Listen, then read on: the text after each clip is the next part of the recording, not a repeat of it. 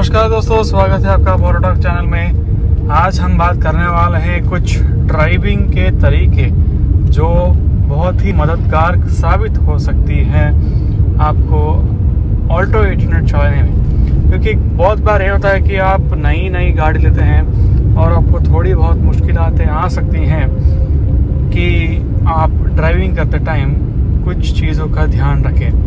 तो इसलिए हम बात करने वाले हैं कि कुछ टिप्स का जिसका आप बखूबी उपयोग कर सकते हैं ऑल्टो 800 चलाते टाइम। तो अब पहले टिप के बारे में बात करने वाले हैं कि आप ऑल्टो 800 चलाते टाइम गड्ढों से कैसे बचें। तो मैं आपको कुछ प्रैक्टिकल सुझाव दूंगा और आपको मैं शायद डेमोन्स्ट्रेट भी कर पाऊँ, क्योंकि अभी हम कुछ ख़राब रास्तों पे जाने वाले हैं।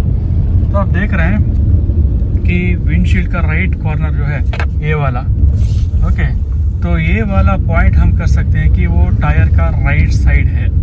ओके, मतलब दाहिने टायर को आप उस लाइन में अलाइन कर सकते हैं। और वाइपर का ये जो कोना है, मतलब उसी वाइपर का कॉर्नर जो है वो कोना है, ये कोना, ठीक है, इसको आप बाएं टायर का एक मार्किंग करके समझ सकते हैं। ठीक है, इसी मार्किंग को ध्यान रखते हुए अगर आप गाड़ी चला सकते हैं तो आपको बहुत ही आसानी होगी गड्ढों से बचते हुए। कि अभी मैं आपको प्रैक्टिकल दिखाऊंगा कि मैं इस इक्वेशन की वजह से कैसे हम गड्ढों से बचते। आप देख सकते हैं वहाँ थोड़ा गड्ढा है। ओके, अभी मैं गड्ढे में डाल के दिखाऊंगा। ठीक है, अभी गड्ढे में गिरा, बाएं टायर गड्ढे में गिरा, अभी मैं गड्ढे से बचा के दिखाऊंगा। ठीक है, गड्ढे से बचा दिया। ठीक है, तो बायां टायर दायां टायर के बीच में आप गड्ढों को डाल के आप बिल्कुल खुद को गड्ढों से बचा सकते हैं। पर कभी कभार ऐसा होता है कि गड्ढे बहुत बड़े होते हैं और ऑल्टो 800 को गड्ढे से ही आपको उतारना पड़ सकता है। तो अगर गड्ढे छोटे हैं, मतलब दोनों टायर के बीच में आ सकते हैं, तो आप बखूबी आप गड्ढों से बच सकते हैं। ठीक है, और आप अपने सस्पेंशन को सेव कर सकते हैं। ठीक है, ये रहा पहला टिप। दूसरा टिप, आपको मिरर्स कैसे एडजस्ट करने चाहिए ड्राइविंग करते टाइम। ठीक है, तो आप इस मिरर में देख सकते हैं पूरा रास्ता बहुत अच्छे से दिख रहा है। आपको पूरा दिखाई नहीं देगा क्योंकि क्या हो रहा है कि कैमरे का एंगल इतना ठीक तरह से पकड़ नहीं पा रहा है।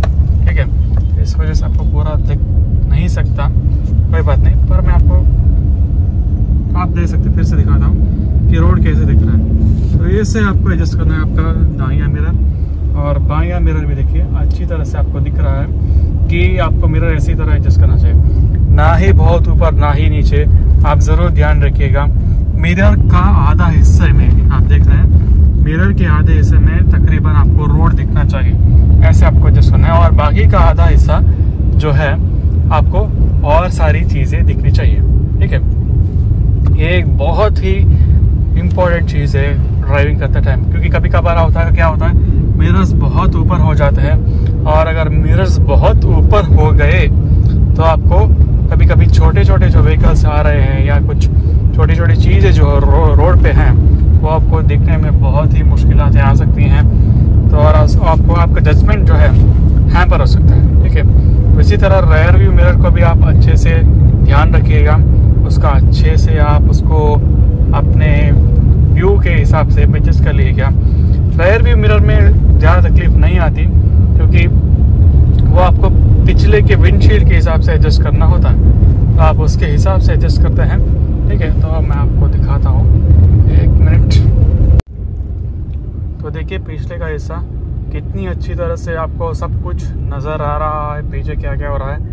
बिल्कुल आपके विंडशील्ड को, मतलब पीछे का विंडशील्ड है, विंडो का एरिया पूरा कवर होना चाहिए, बिल्कुल आपके आई के लेवल के हिसाब से होना चाहिए, जिससे आपको चलाने में बहुत आसानी हो सकती है।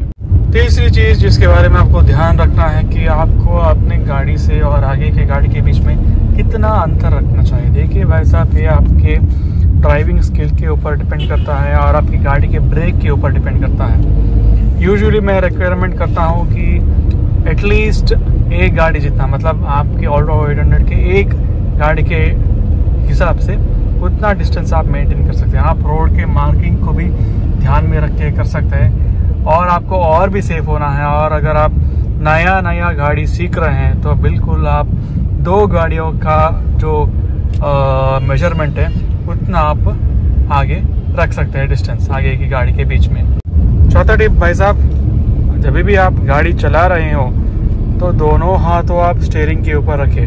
ओके, वो भी एक आपका बायां स्टीयरिंग 9 o'clock पोजीशन पे, मतलब 9 बजे की पोजीशन में, और दायां हाथ 3 बजे की पोजीशन में। ये बहुत अच्छा पोजीशन होता है मैनेज करने के लिए।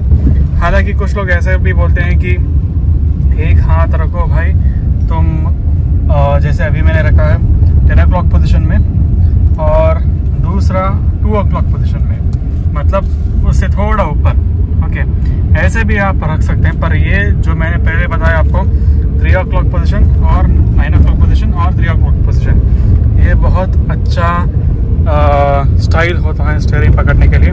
और जब भी आप पकड़े स्टीयरिंग, आप दोनों हाथों से स्टीयरिंग पकड़ करके चलाएं, जैसे स्पेशली आप अगर नए सीख रहे हो तो, क्योंकि उससे आपको कॉन्फिडेंस आएगा। और अगर आप हाईवे पे चला रहे हो तो आप 100% डेफिनेटली आपको दोनों स्टीयरिंग लेकर ही आपको ड्राइविंग करना चाहिए। इसके बारे में आप ज़रूर ध्यान रखिएगा, ये बहुत ही इम्पॉर्टेंट चीज़ है, ठीक है। और 5वीं बात जो बहुत नए ड्राइवर्स मिस्टेक करते हैं, मतलब गलती करके बैठते हैं, कि जब भी वो ड्राइविंग करते हैं वो अपना बायां हाथ जो है वो सीधा निकाल के रख देते हैं अपने गियर नॉब पे।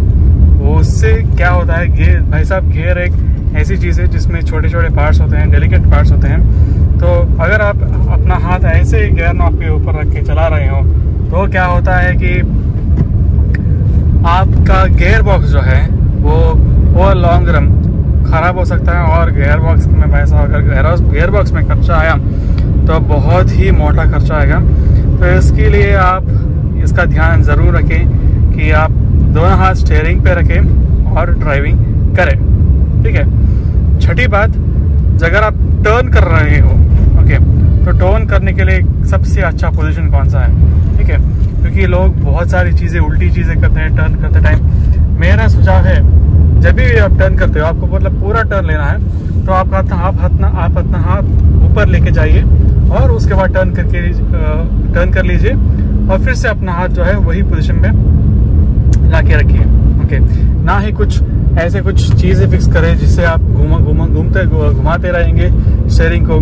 जैसे कभी कभार स्टीयरिंग अनस्टेबल हो जाता है कि और आपके पकड़ में नहीं आएगा, तो इसलिए आप आराम से, तो मैं भी आपको दिखाऊंगा कि आपको स्टीयरिंग कैसे टर्न करना चाहिए, ठीक है। तो ऑल्टो 800 में स्टीयरिंग पूरा घूमने के लिए आपको 2 सर्कल लगते हैं। मतलब अगर आप 2 बार ऐसा पूरा घुमाएंगे तो कार का टायर जो है वो पूरा दाईं तरफ या बाईं तरफ मुड़ जाएगा। अगर बाईं तरफ घुमाना है तो 2 बार ऐसे घुमाए तो पूरा घूम जाएगा, और एक बार घुमाएंगे तो थोड़ा घूम जाएगा। दिखाता हूँ मैं, अभी मैंने सिर्फ एक बार ही घुमाया। ओके, एक बार ही घुमाने से ये पूरा 90 डिग्री टर्न हो गया कार, ठीक है। तो ऐसे आप आराम से कर सकते हैं। तो ये इससे आपको पता चलता है कि आपको स्टीयरिंग कितना घुमाना है, उसके ऊपर आपको कंट्रोल कितना करना है। उससे आपको बखूबी पता चल जाएगा कि आपको किस सिचुएशन में स्टीयरिंग कितना घुमाना पड़ेगा। और ये चीज़ आपको बहुत मददगार साबित हो सकती है जब भी आप पार्किंग कर रहे हो, तभी आपको पता चलेगा कि आपको कितना स्टीयरिंग घुमाना है और कितना स्टीयरिंग नहीं घुमाना है। वो सब आपको उसी में आपको पता चलेगा। तो इसी के साथ हम ख़त्म करते हैं अपना वीडियो। प्लीज़ वीडियो को शेयर कीजिए, लाइक कीजिए और चैनल को सब्सक्राइब कीजिए, और ढेर सारा प्यार वैसे ही बनाए रखिए मोटर डॉग चैनल के लिए। वीडियो देखने के लिए बहुत बहुत शुक्रिया। Thank you so much.